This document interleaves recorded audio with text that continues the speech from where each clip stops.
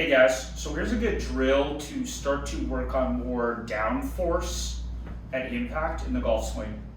So oftentimes what we see is for tall, lengthy kind of golfers is a lack of internal rotation. And what that tends to do is pull the pelvis into a dumped position, which then causes the ribs to flare. So ideally, I want to get a syringe effect when I'm moving pressure in the pistons in my ribs and pelvis.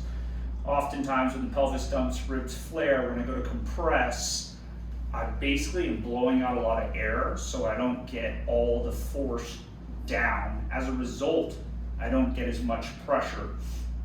And this is what we often see for guys that early extend, people that tend to have to get more vertical, lock out their right knee in their takeaway, is that they lack IR. They can't keep themselves pulled into the floor when they load as well as when they come through the ball. So they end up being more vertical, and they typically use extension as a strategy to get the job done. So this drill, influenced by PRI, 12-inch box. If you don't have a roller or a dodgeball, you can use a foam roller.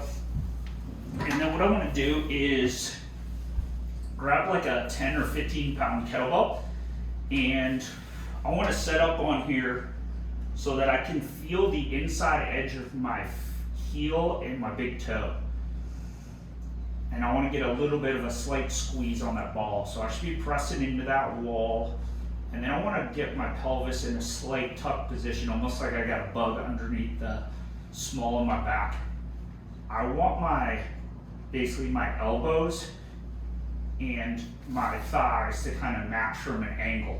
So what I'm going to do is when I'm inhaling, I want to think about my knees and my elbows shooting long to fill my back, get more air. So I'm going to inhale breath, pressing into the inside edges of the feet, slight squeeze in the ball, and then my elbows and knees are going to shoot towards the wall and up the wall, so I can get some expansion this way as well as front to back, which is loading my cylinder. So I'm going to inhale breath, exhale. I want to imagine I got a ball between my elbows as well, and I'm going to exhale. I want to press my arches through the wall, concentrate on that inside edge.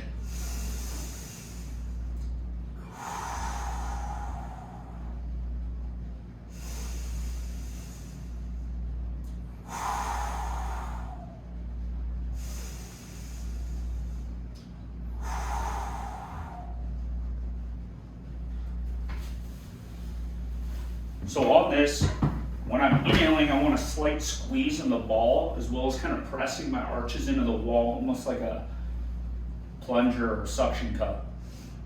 And what that's doing when I exhale is I want to imagine there's a string between my pelvic floor and my rib cage. And when I exhale, it's like the string is getting shorter. All of that keeps the pressure inside the feet, allows the diaphragm and ribs to move efficiently, which is going to allow me to press more into the wall. Typically what we would see is, this is an exaggerated posture, is an extension pressing through the wall versus here. And what that allows me to do is actually get my heels, which gives my pelvis, hamstrings, adductors, abs, all a good place to work off of. So I would say start with like 3-4 breaths and then reset. Try a few rounds and see what you think. This is a great activation kind of prior to hitting some balls, or even prior to a workout, to kind of get the ribs and pelvis to stack and get things moving in a better direction.